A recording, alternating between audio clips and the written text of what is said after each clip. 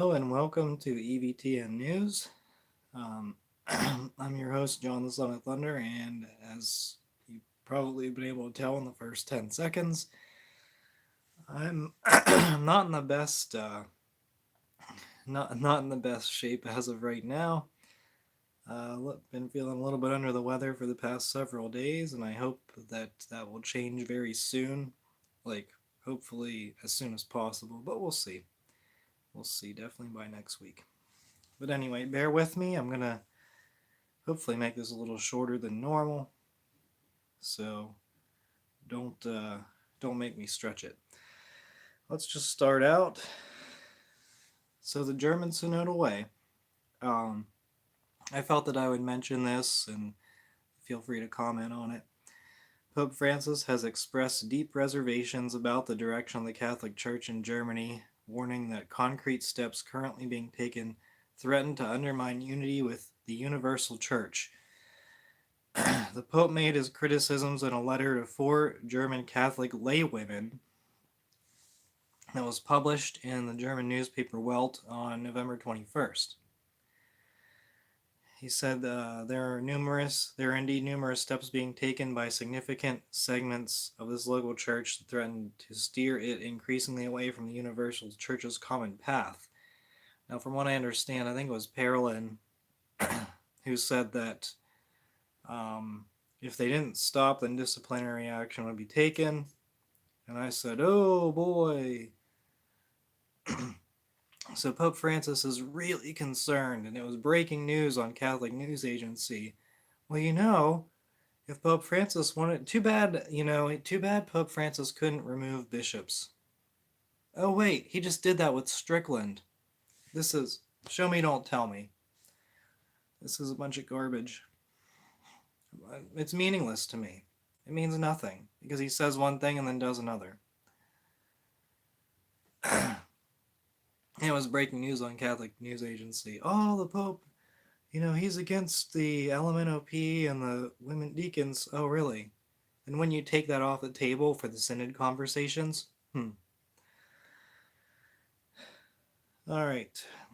Archbishop Joseph Li Shan of Beijing stressed the importance of building unity between Chinese Catholics across the mainland and Hong Kong by promoting Catholic spirituality and evangelization efforts in line with the process of Sinicization following his 3-day visit to Hong Kong. So, Sinicization is a process by which religious practice is enculturated into the context of Chinese society so that it is assimilated within the local customs, styles, and language. However, for the Chinese Communist Party, it has come to take on a new political dimension whereby religious belief and practice are modified in order to fit into the framework of the party's ideology. So unity means unity with communist values. There you go. And this bishop is in full communion with Pope Francis. But he removes Bishop Strickland. I apologize. What can I do? I don't even know if I'm getting over this tomorrow or not, so I couldn't even postpone it till tomorrow. All right. A recent meeting between Pope Francis and roughly 40 priests of the Diocese of Rome, which took place at a parish in the Villa Verde neighborhood on the city's eastern outskirts. That was a cut-off, run-on sentence, whatever. Sorry. There was a recent meeting that took place. In theory, this was just a private meeting with no official recording or transcript. But the next day, an influential Italian blog called Celeri Non Possum, I Cannot Be Silent, carried a lengthy account of the session, complete with lengthy, allegedly direct quotes. Francis supposedly said, "You'll say the Pope is a Lutheran." He said this in context of discussing his pastoral approach to communion for divorced and civilly remarried Catholics, telling a story about the 60-year-old Italian woman who had written him a letter explaining that she was in a second marriage and had children with her husband, but couldn't take communion. According to the blog, Francis said he advised the woman to make a confession and then quietly go to another parish and take communion. So make an invalid confession and then take communion.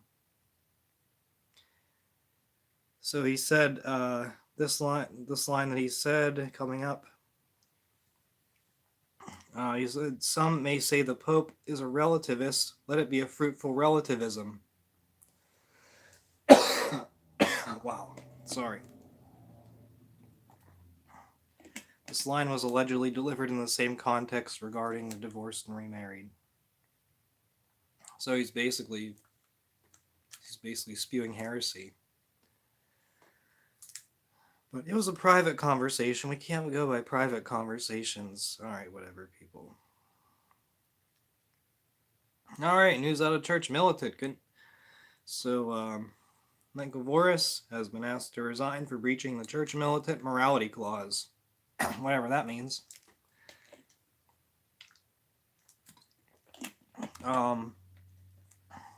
This is from Church Militant. The board has accepted his resignation, so he was forced out. The board of directors has chosen not to disclose Michael's private matters to the public. Okay, so that's a luxury afforded to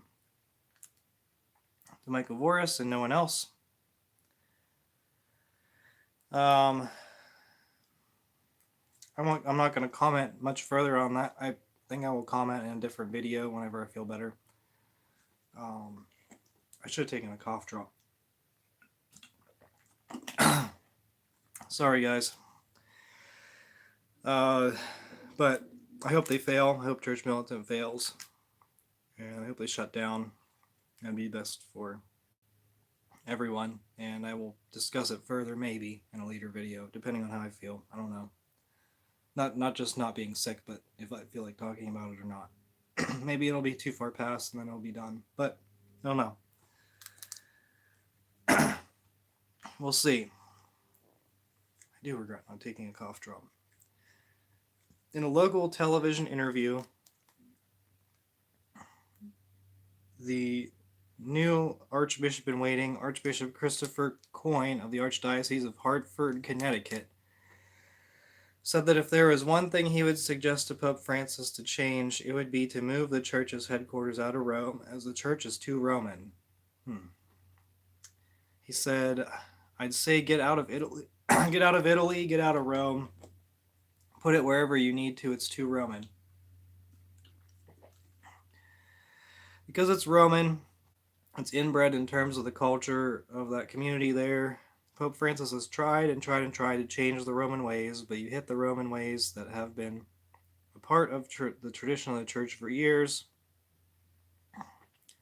Coyne also addressed the topic of women's role in the church, saying that he envisions them having a larger role, that someday he hopes he'll have the opportunity to ordain or name some deaconesses. Heresy. In his previous bishop position, he removed a priest for crimes against the virus religion. So this is a guy, I call on bishops to resign, and here's one of them, although he was just promoted, so I expect that not under this pope. But that is heresy. So Coyne, what a disaster. I wish one of these people would confront these rotten, heretical bishops.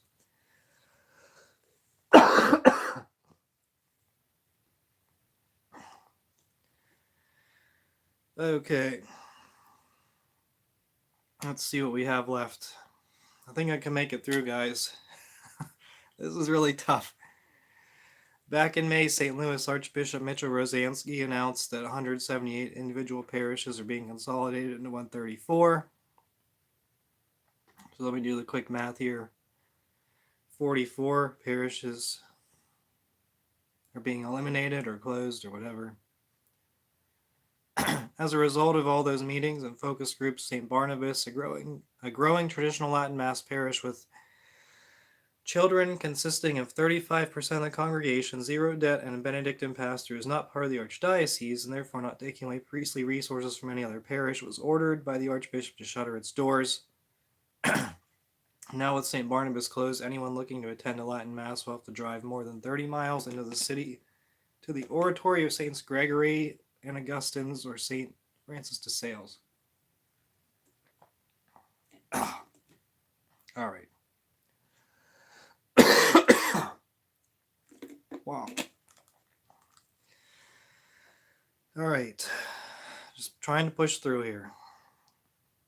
St. Mary's College in Notre Dame, Indiana recently declared it will consider allowing biological males to attend the university if they have a history of identifying as women. It's an all-girls school. President Kate Conboy told the faculty in an email on Tuesday about the change in policy. So it's possible that by considering that it gets some more government grant money, and they don't plan on accepting any men. But I would definitely question this and maybe not go there. It's not Notre Dame. It's a different university, but Notre Dame, Indiana, is a town. It's in the same town, just a few blocks away from University of Notre Dame that you all know about. All right, and then the big news here. Thanks for joining the live stream. I see there's a lot of live streamers, and you tuned in for a bad one because I don't know how long I can talk. Next week will hopefully be a lot better. All right, so here's the quote. This is what Pope Francis said. Cardinal Burke is my enemy, so I'm taking away his flat and salary. This is what Pope Francis supposedly said at the meeting with the heads of dicasteries of Roman Curia last November 20th, so a week ago, in which a Vatican source revealed to the Daily Compass. The indiscretion was later confirmed by other sources, so I feel a little bit more comfortable actually talking about this. I don't really like hearsay, but a lot of people were reporting on it, including Diane Montagna. As far as the Daily Compass is aware, Cardinal Burke, currently in the United States, has not received a formal notice confirming the Pope's words, but given the precedents, most recently the case of Monsignor Georg Ganswein, there is little doubt that words will be followed by deeds. And Francis has already shown that he will remove bishops who he doesn't like that go against the Francis Church, namely Strickland, and someone, I do have to say this, if I can talk for a little bit longer, someone did have like kind of a mean comment about my comments on Bishop Ray, and how I didn't understand what a coadjutor bishop was and whatever. So Bishop Ray was banned from doing ordinations.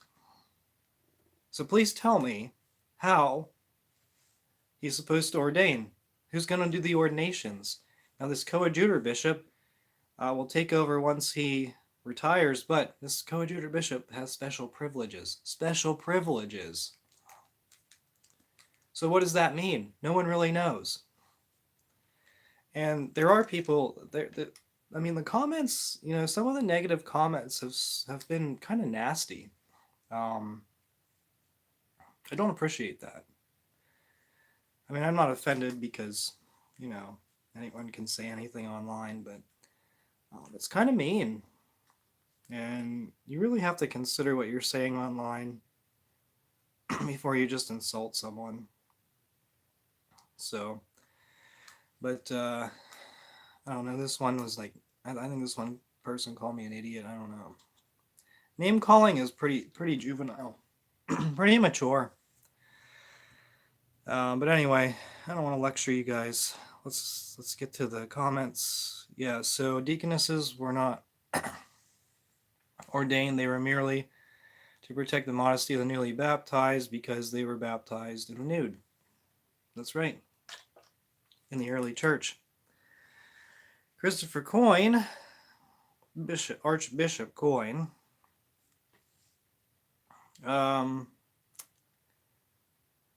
probably pretends not to know that, but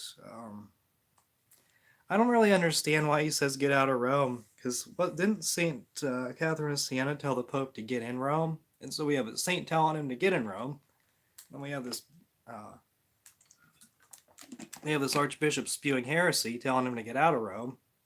Kind of like Pope Francis, it's Archbishop Coin versus Saint Catherine of Siena. I think I know who I'll side with. Now, same with Pope Francis versus Jesus, right? Jesus said about what did he say about people who were divorced and remarried, guilty of adultery? Pope Francis tells them to go receive communion, so I'll go with Jesus on that one. I think there's a lot of people that don't realize. I think there's a lot of people that don't realize that a lot of church history is not taught anymore. Well, I'm going to push back on that a little bit. So this is an archbishop we're talking about. This isn't some random John the Son of Thunder lady. I don't think I know more than these people. I discount what they've learned.